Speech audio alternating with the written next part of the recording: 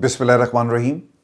अस्सलाम वालेकुम। मैं इरफान हाशमी लंदन स्टूडियो से आपसे मुखातिब हूँ और हमारे साथ मौजूद हैं इब्राहिम राजा साहब। व्यूअर्स, प्रोग्राम शुरू करने से पहले मेरी आप तमाम दोस्तों से दरख्वास्त है कि आप चैनल को ज़रूर सब्सक्राइब कर लें। राजा साहब, आज दो खबरें जिस पर तफसील से हम बात करेंगे। एक तो जो खान साहब की रिहाई के दावे थे और इन दावों के हवाले से पाकिस्तान तहरीक इंसाफ, मेरा ख्याल है कि ईद अब गुजर गई है और कोई ऐलान होना चाहिए था, कॉल आनी चाहिए थी, लेकिन ऐसा कुछ नहीं हुआ। आज एक इंटरनेशनल डेवलपमेंट हुई है और कासिम खान की गुफ्तगू, और उन्होंने अपने वालिद का मुकदमा इंटरनेशनली दुनिया के सामने जो है वो रख दिया है। राजा साहब, इसके 5 नकात हैं, ये इस पर तफसील से हम बात करेंगे। और फिर इसके साथ साथ आज जो सोहेल अफरीदी साहब हैं, उनकी एक प्रेस कॉन्फ्रेंस भी है। जो कासिम खान की गुफ्तगू, इससे आगाज़ करते हैं। कासिम खान कहते हैं कि मेरे वालिद इमरान खान तकरीबन 1000 दिनों से कैद हैं। अच्छा, वैसे ये जो इन्होंने गुफ्तगू की है, ये है अक़वाम मुत्तहिदा के इंसानी हकूक़ की कौंसिल के सामने। उन्होंने और जुल्फ़ी बुखारी दोनों ने जो है ख़िताब किया। मेरे वालिद इमरान खान तकरीबन 1000 दिनों से कैद हैं। वो एक ऐसे निज़ाम का बुनियादी निशाना है जो इख्तलाफ राय को सियासी इख्तलाफ नहीं बल्कि एक संगीन जुर्म समझता है, जिसे कुचल देना चाहिए। मैंने अपने वालिद को 3 साल से ज़्यादा अरसे से नहीं देखा। उन्हें तन्हाई की कैद में रखा गया, एक ऐसी चक्की में जो सज़ाए मौत के कैदियों के लिए बनाई गई। अक़वाम मुत्तहिदा के माहिरीन ने खबरदार किया कि गैर इंसानी हालात तशद्दुद के ज़ुमरे में आ सकते हैं। ये महज गफलत नहीं है बल्कि एक सोचा समझा जुल्म है जिसका मकसद एक इंसान की इज़्ज़त नफ्स को छीन लेना है। अच्छा, वैसे ना कल राजा साहब, ये जो नेल्सन मंडेला रूल्स हैं, इसका भी हवाला दिया गया है। और वो बेसिकली क्या थे? नेल्सन मंडेला को जिस कैद का सामना था और उन्होंने अपनी ज़िंदगी का एक आधी से ज़्यादा ज़िंदगी जो है वो जेल में गुजार दी, उसे इंटरनेशनल चार्टर का, यूनाइटेड नेशन के चार्टर का हिस्सा बनाया गया इंसानी हकूक़ से रिलेटेड, और दुनिया की जितनी भी ऑर्गेनाइजेशंस हैं वो अब इसका हिस्सा है। तो उस तनाजुर में जो पॉलिटिकल डिफरेंस रखना किसी भी कैदी का ये हक है, लेकिन इमरान खान को ये हक नहीं है। मेरे वालिद मुसलसल कैद तन्हाई में है। मैंने और मेरे भाई ने आखिरी दफ़ा अपने वालिद इमरान खान को नवंबर 2022 में देखा। इमरान खान पर कातलाना हमले भी हो चुके। हमने हाल ही में अपने वालिद इमरान खान से मुलाकात के लिए पाकिस्तान जाना चाहा तो हमें वीज़े हमारे रिजेक्ट कर दिए गए। तमाम हकूक़ को पैरों तले रौंदा जा रहा है। मैं और मेरा भाई सियासी लोग नहीं, हम कभी भी सामने नहीं आना चाहते, लेकिन मेरे वालिद की ज़िंदगी का तकाजा है कि अब हम बोलें। उनकी सेहत बिगड़ रही है, ऐसे में हम दोनों भाई खामोश तमाशाई बनकर बैठ नहीं सकते। कासिम खान ने पाकिस्तान में मिलिट्री कैदियों, हज़ारों गिरफ्तार होने वाले PTI वर्कर्स और अगवा होने वाले सहाफ़ियों के लिए भी आवाज़ बुलंद की। ऑब्वियसली राय साहब, एक पूरा एक सिलसिला बना हुआ है। कितना इम्पोर्टेंट होगा राय साहब आज का ये खिताब, क्योंकि इसमें पाकिस्तान के GSP+ स्टेटस के हवाले से भी बात की है जुल्फ़ी बुखारी ने। एक जुमला और फिर मैं आपकी तरफ आऊँगा। पाकिस्तान के GSP+ हर सूरत कायम रहना चाहिए, फ्रेमवर्क को मज़ीद बेहतर बनाया जाए ताकि नज़र रखी जा सके कि पाकिस्तान का GSP+ स्टेटस मुअत्तल करना ना सिर्फ 250 मिलियन पाकिस्तानियों के लिए तबाहकुन होगा, बल्कि आल पाकिस्तान, पूरे पाकिस्तान के तमाम लोगों का नुकसान होगा जिनके लिए GSP+ स्टेटस नहायत अहमियत का हामिल है। पहले ये कह रहे थे ना कि पाकिस्तान तहरीक इंसाफ जो है, या इमरान खान की फैमिली, या इमरान खान के जो इंटरनेशनल उनकी जमात के चैप्टर्स हैं, वो पाकिस्तान के GSP+ स्टेटस के पीछे पड़े हुए हैं। राय साहब देखें हाशमी साहब, आपके जो सवालात हैं इनके जवाबात 2 वाक़यात के अंदर भी छुपे हैं, और बराह रास्त भी अगर बात की जाए तो इसका एक जवाब सामने आता है। सबसे पहले तो मैंने ये देखा कि जैसे ही इमरान खान साहब के साहबजादे की ये वीडियो सामने आई और इस इवेंट में उनकी जो तकरीर थी या उनके जो नुकात थे ये सामने आए, तो ये जाली फार्म 47 के जो करीब समझे जाने वाले साफ़ी हैं, जिनको कुछ लोग टाउट साफ़ी कहते हैं, उन्होंने इनके ऊपर बड़ी तनकीद करना शुरू कर दी और ये कहा कि ये इमरान खान साहब के लिए, यानी अपने वालिद के लिए आवाज़ क्यों उठा रहे हैं, ये तो सियासी हो गए हैं और सियासी मामलात को डिस्कस कर रहे हैं। अच्छा, अव्वल तो वो सियासी नहीं हुए, लेकिन एक लम्हे के लिए ये तसव्वुर कर लें कि अपने वालिद जो कि पाकिस्तान के प्राइम मिनिस्टर रहे, जो पाकिस्तान के सबसे बड़े और सबसे मकबूल लीडर हैं, जिन्होंने 8 फरवरी 2024 का इलेक्शन जीता, जो 960 दिन से जबर और सप्रेशन के अंदर जेल काट रहे हैं, जिनके केसेस अदालतें फिक्स नहीं कर रही, जिन उनका ट्रीटमेंट हॉस्पिटल्स के अंदर नहीं करवाया जा रहा, जिनकी एक आंख से बिनाई जो है वो 85% तक मुतासिर हो गई थी, उसके बावजूद आज़ाद डॉक्टर्स को पैनल में शामिल नहीं किया गया। अब ये तमाम मामलात आप सामने रख लें और एक लम्हे के लिए इनका मफरूज़ा मान भी लें, ये जो हुकूमत के करीबी साफ़ी हैं जो हुकूमत के तर्जुमान बन जाते हैं, और इसी तरह जो हुकूमत के तर्जुमान हैं बाज़ाब्ता तौर पर उनका ये मफरूज़ा सामने भी रख लें, तो आपको याद होगा कि जब मियाँ नवाज शरीफ कैद थे तो मियाँ नवाज शरीफ की जो साहबजादी हैं मरीम नवाज साहिबा, क्या इन्होंने मियाँ नवाज शरीफ की रिहाई के लिए तहरीक नहीं चलाई थी? इन्होंने मियाँ नवाज शरीफ की रिहाई के लिए यानी अपने वालिद की रिहाई के लिए क्या पंजाब में रैलीज़ नहीं की थी? और उन रैलीज़ के अंदर इन्होंने रियासत पाकिस्तान के ख़िलाफ़ और उस वक्त की इस्टेब्लिशमेंट के ख़िलाफ़, यानी मैंने ये पूरा जो तकरीर थी, जो नुकात थे इमरान खान साहब के साहबजादे के, ये मैंने पूरे सुने हैं। इसके अंदर रियासत पाकिस्तान के ऊपर कोई तनकीद नहीं थी, कोई फ़ौज के ऊपर तनकीद नहीं थी, लेकिन मरीम नवाज़ ने बराह रास्त एक डिज़ाइन के तहत फ़ौज के ऊपर तनकीद की जब वो मियाँ नवाज शरीफ की रिहाई के लिए रैलीज़ निकाल रही थी।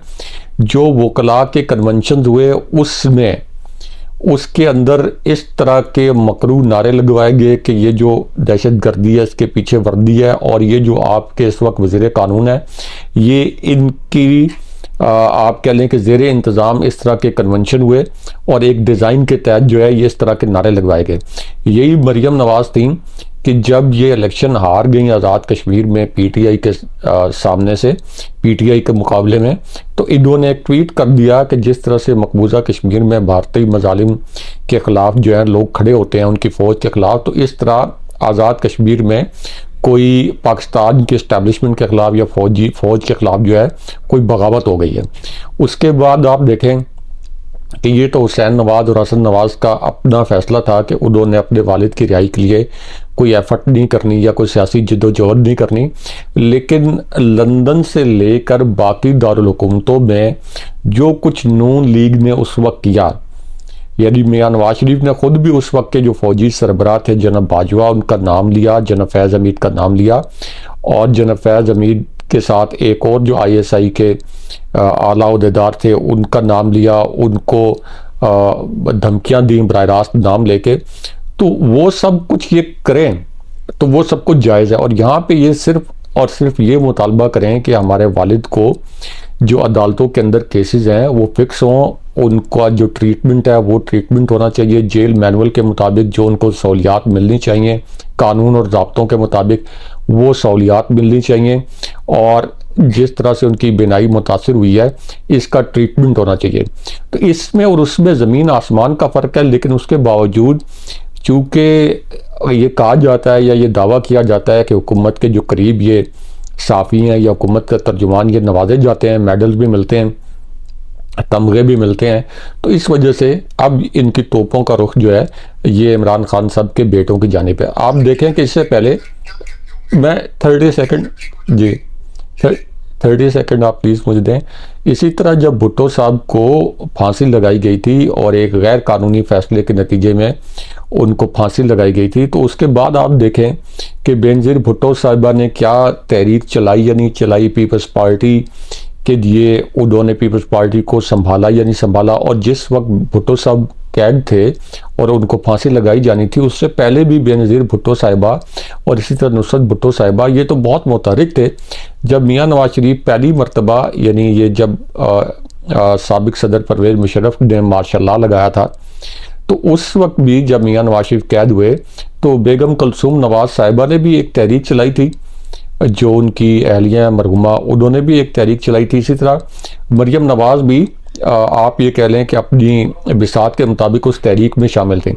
तो यहाँ पे तो वो सिर्फ अपने वालिद के लिए जो बेसिक मैनुअल जेल मैनुअल है उसके मुताबिक सहूलियात की बात कर रहे हैं, जो उनके कानूनी मुकदमात हैं वो फिक्स करने की बात कर रहे हैं। तो इसमें क्या साजिश है रियासत पाकिस्तान के ख़िलाफ़? नहीं, आप ठीक कह रहे हैं। पाकिस्तान में सर मैं पिछले कुछ दिनों में सहाफ़ी जो पाकिस्तान में एंकर्स बने हुए हैं और वो प्रो इस्टेब्लिशमेंट बयानिया राय साहब पूरा टो करते हैं। अब वहाँ पे ना एक न्यू नॉर्म ये बन गया कि इमरान खान के बारे में बात भी कोई ना करे, नाम भी ना लें। आपने ये अमेरिका ईरान और इसराइल की जंग हो रही है राय साहब, हमने नेतन्याहू को एक दफ़ा नहीं 1000 दफ़ा पाकिस्तान की टेलीविजन चैनल्स की स्क्रीन के ऊपर देखा है, लेकिन इमरान खान नहीं चल सकता। आप कल का अगर आर्टिकल पढ़े ना, 5000 वर्ड्स का वो आर्टिकल था गार्डियन का, जिसमें इमरान खान के हवाले से कि आप एक शख्स को मिटाने निकले थे और मिटाने की कोशिश कर रहे हैं, वो मिट नहीं रहा, बल्कि वो हर गुजरते दिन के साथ मजीद मजबूत होता जा रहा है। हर तरफ आपको इमरान खान नजर आ रहा है। राज साहब, क़यादत कैसी होती है, क़यादत कैसी होनी चाहिए, वो इमरान खान ने आज बताया हमें। एक जुमला ना कल इनकी जो एक इंटरव्यू भी मेरा ख्याल है कि हुआ है, और एक क्रिकेटर के साथ दोनों बेटे बैठे हुए थे, तो उस पर उन्होंने जिक्र किया कि हमारे वालिद ने आज़ादी और मौत का फ़ैसला कर लिया, या तो आज़ाद कर दो या मौत दे दो, और वो कभी भी इस निज़ाम के आगे नहीं झुकेंगे। इमरान खान ने अभी फैसला कर लिया है साहब कि पाकिस्तान के अंदर हालात कुछ भी होंगे, हुकूमत जैसी भी डील लेकर आ जाए, हमने कम अज़ कम अब इस हुकूमत के साथ, या हुकूमत के इस जो फॉर्म 47 वाली हुकूमत है, इसकी किसी भी बात को तस्लीम नहीं करना। अब आपको पता है सब कर क्या रहे हैं, ये कर ये रहे हैं कि इमरान खान से ना सिर्फ ये डील चाहते हैं, बल्कि अपनी मर्जी की डील चाहते हैं। जैसा अमेरिका अपनी मर्जी की डील ईरान से हासिल करना चाहता है, उसी तरह ये प्रेसिडेंट रजीम जो है वो इमरान खान से अपनी मर्जी की शराइत उनके सामने रख रही है। राज साहब, इसमें ना मैं एक एडिशन ये कर दूं, चूँकि जुल्फी बुखारी साहब की गुफ्तगू थी और वो भी आज दोनों बेटों के साथ मौजूद थे। वो ये कहते हैं कि मैं इमरान खान की काबीना का मेंबर हूँ, मैं यहाँ पर इमरान खान, बुशरा बीबी और इमरान खान की जमात तहरीक इंसाफ के खिलाफ आवाज़ उठाने के लिए आया हूँ। मई 2023 में इमरान खान को गिरफ्तार किया गया और साथ में 13,000 कारकुनान को भी गिरफ्तार किया गया। इमरान खान की गिरफ्तारी से जो सिलसिला शुरू हुआ, इसे इंतखाब तक खींचा गया। इमरान खान की जमात का निशान छीन लिया गया, इंतखाबी निशान, पहचान, सब कुछ ख़त्म। इमरान खान 2.5 सालों से कैद हैं। इमरान खान का कई माह से बैरूनी दुनिया से रब्ता मुनक़ता है। इमरान खान की दाईं आँख की बनाई 85% जा चुकी है। सिस्टमेटिकली क्रैकडाउन जो तहरीक इंसाफ के ख़िलाफ़ किया गया, इसमें बहुत सारे तरीके इस्तेमाल किए गए। 26वीं तरमीम के ज़रिए अदलिया को तबाह करके सियासी भर्तियाँ जो है वो की गई। मिलिट्री कोर्ट से 104 लोगों को सज़ाएं दी गई। इमरान खान का भांजा हसन न्याजी आज भी कैद है।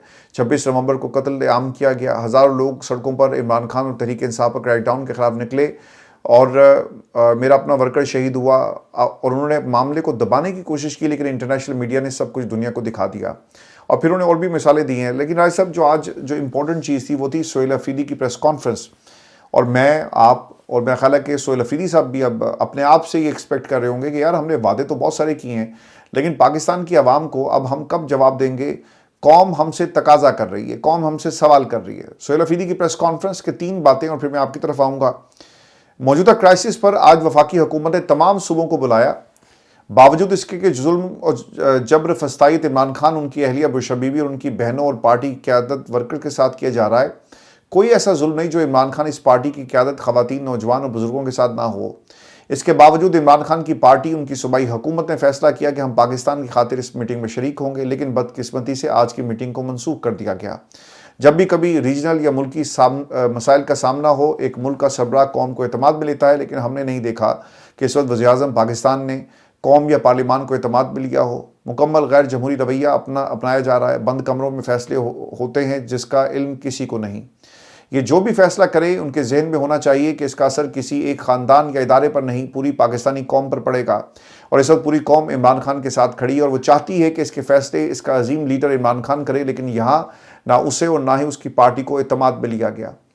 पिछली मीटिंग में मुज़म्मिल असलम शरीक हुए, जहाँ कुछ फ़ैसले किए गए, पेट्रोल को बचाना, कफ़ायतशारी, लेकिन फ़ैसले पाकिस्तान की हुकूमत हमारे ऊपर मुसल्लत करती है। कबायली इज़लाह के लिए 100 अरब रुपए सालाना का वादा, ये बातें उन्होंने और भी की हैं। लेकिन राज साहब, इसमें भी कोई तारीख का ऐलान नहीं था। क्या इस पर हमें तज्जिया करना चाहिए राज साहब? तहरीक इंसाफ वाले भी नाराज़ हो जाते हैं कि तुसी साढ़े पीछे पे हो, हुकूमत से क्यों सवाल नहीं करते? हम तो पिछले 3 सालों से कर रहे हैं। एक जाता है, दूसरा आता है, दूसरा जाता है, तीसरा आता है। म्यूजिकल चेयर लगी हुई राज साहब।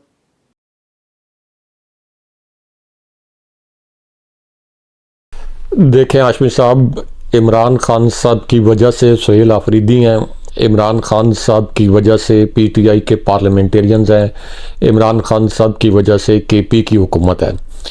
अब इसके अंदर दो अहम मामलात हैं। इमरान खान साहब की रिहाई के लिए कौन से फार्मूलाज मुबैना तौर पर सामने लाए गए हैं और वो जहाज़ का किस्सा क्या है, और दूसरी जानिब जो है क्या पीटीआई इमरान खान साहब की रिहाई के लिए जिस तरह की तहरीक चलाने की ज़रूरत है और उस तहरीक को चलाने के लिए जिस किस्म की तैयारी की ज़रूरत है, क्या वो तहरीक चलाने के लिए उस किस्म की तैयारी कर रही है, उसके ऊपर भी बात करते हैं। पहले तो ये कि 3 किस्म की सिचुएशंस इमरान खान साहब की रिहाई के लिए जो है वो अंडर कंसिडरेशन कुछ सहाफ़ियों के दावों के मुताबिक थी और कुछ सहाफ़ियों के मुताबिक अभी भी हैं। अच्छा, एक तो ये कि जो आपने अल्फाज इस्तेमाल किए कि इमरान खान साहब से इस्टेब्लिशमेंट डील के लिए तैयार है, लेकिन अब इस्टेब्लिशमेंट ये कहती है कि डील हमारे मुताबिक हो, यानी वो डील जिसकी शराइत हम तय करें और इमरान खान साहब वो शराइत माने और उनके नतीजे में उनकी रिहाई हो जाए। अच्छा, इसके अंदर एक चीज़ मैं ऐड कर दूं कि इमरान खान साहब को जब लाहौर से गिरफ़्तार किया गया था उस वक्त भी हमने ये ख़बर ब्रेक की थी। उससे 36 घंटे पहले एक बहुत अहम शख्सियत का पैगाम जो है ये खान साहब तक पहुंचाया गया था और उस वक्त भी खान साहब को कहा गया था कि आप अगले 2, 3, 4 दिन में या 1 हफ्ते के अंदर बैरून मुल्क चले जाएं। यानी ये जो शख्सियत थी ये बहुत अहम ओहदे पर फाइज शख्सियत थी, उनका ये पैगाम था कि आप चले जाएं, आपके ख़िलाफ़ जो मुकदमात हैं ये बतदरीज ख़त्म हो जाएंगे, आपकी गिरफ़्तारी नहीं होगी, पीटीआई को इतनी मुश्किलात का सामना नहीं करना पड़ेगा और आप किसी मुनासिब वक्त पे आ जाइएगा। और मियाँ नवाज शरीफ की एक एग्जांपल भी कोट की गई थी, जैसे मियाँ नवाज शरीफ बाहर गए और उसके बाद हालात बदले और वापस आ गए, लेकिन इमरान खान साहब ने, उनको पता था कि उनको गिरफ़्तार किया जाएगा, उनको पता था कि उनके ऊपर जाली केसेस चलाए जाएंगे, उनको बता दिया गया था कि आप तवील अरसे तक जेल में रहेंगे, लेकिन उसके बावजूद इमरान खान साहब ने वो ऑप्शन लेने से इनकार कर दिया, जिसको मैं डील नहीं कहता, जिसको मैं ये कहता हूँ कि हो सकता है इमरान खान साहब की वो सियासी हिकमत अमली होती। उसके बाद इमरान खान साहब की रिहाई के लिए इमरान खान साहब के पास जो दूसरा ऑप्शन, जो कि एक बहुत आप ये कह लें कि वाइबल ऑप्शन था, जो इमरान खान साहब के सामने वाकई रखा गया था, और ये भी 2 टोक का एजाज़ है कि हमने इसी प्लेटफॉर्म के ऊपर ये खबर ब्रेक की थी कि इमरान खान साहब के सामने ये ऑप्शन रखा गया था कि आप जो है हम आपको बनीगाला मुंतकिल कर देते हैं, अगर आप केपी के किसी मकाम पर मुंतकिल होना चाहते हैं आप वहाँ मुंतकिल हो जाएं, और नथिया गली जो कि इमरान खान साहब का एक फेवरेट सयाहती मकाम है मरी से चंद किलोमीटर आगे, तो अगर आप वहाँ जाना चाहते हैं तो हम आपको वहाँ मुंतकिल कर देते हैं। लेकिन उसके लिए 2-3 शराइत रखी गई थी और उनमें से एक शर्त ये थी कि आप मौजूदा जो निज़ाम है इसके ख़िलाफ़ किसी किस्म की कोई तहरीक नहीं चलाएंगे, किसी भी किस्म की कोई तहरीक नहीं चलाएंगे, सियासी तौर पर, अमली तौर पर आप गैर फ़ाल हो जाएंगे। गैर फ़ाल से मुराद ये है कि किसी किस्म की सियासी मीटिंग्स नहीं, किसी किस्म का कोई सियासी बयानबाजी नहीं। और उसके अंदर तीसरी शर्त ये थी कि आप जो इस वक्त मौजूदा निज़ाम की अहम शख्सियात हैं जिनके मुतल्लिक इमरान खान साहब इससे पहले ट्वीट्स करते रहे हैं, जिसकी वजह से उनके ऊपर मुकदमात भी हुए और उनकी मुलाकातें बंद हुई, तो आप मौजूदा निज़ाम की जो हसास शख्सियात हैं उनके ख़िलाफ़ किसी किस्म का कोई बयान नहीं देंगे।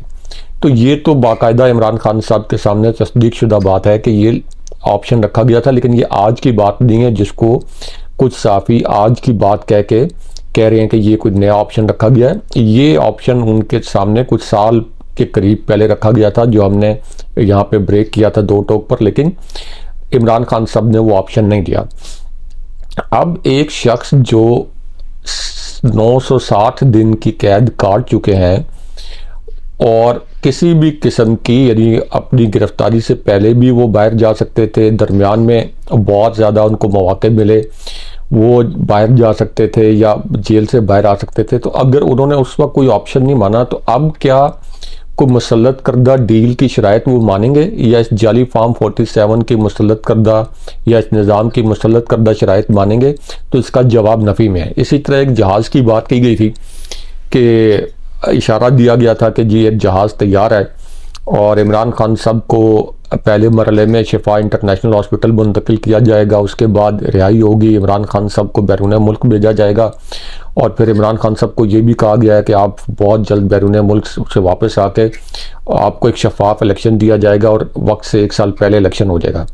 लेकिन ये तमाम जो मामलात हैं हाशमी साहब, अब जो ये उड़ाई जा रही हैं खबरें, इनका मकसद सिर्फ ये है कि PTI इमरान खान साहब की रिहाई के लिए तहरीक ना चलाए। जो उन्होंने प्लान किया हुआ है धरना डी चौक के अंदर, वो धरना ना दे और इसके अंदर PTI के क़यादत के वो लोग जो इस वक्त इस्टेब्लिशमेंट के हाथों कॉम्प्रोमाइज़ हैं वो भी शामिल हैं, वो भी तहरीक नहीं चलाना चाहते। और वो भी अब अगर कोई ये बात करे कि PTI को मज़ामत करनी चाहिए तो उनको ये कहते हैं कि आप तो बना बनाया खेल बिगाड़ रहे हैं, अब तो मुज़ाकरात की जानिब गेम जा रही है या हालात जा रहे हैं, लेकिन ऐसा ग्राउंड रियलिटी या ज़मीनी हक़ाइक़ जो हैं वो ये नहीं है।